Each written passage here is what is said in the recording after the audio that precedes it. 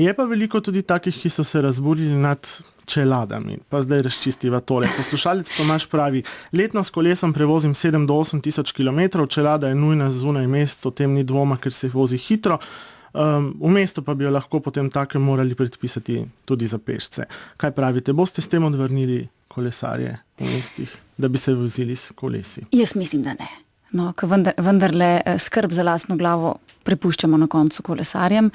To je namenoma neke vrste norma, ki pa ni sankcionirana, torej nima kazni in deluje kot priporočilo. Seveda, s tem človeka na kolesu tudi opozorimo, da če bi nastale posledice zaradi njegove vožnje brez čelade, jih bo moral pač nositi sam. Ne morete pa policist ustaviti in izreči kazen.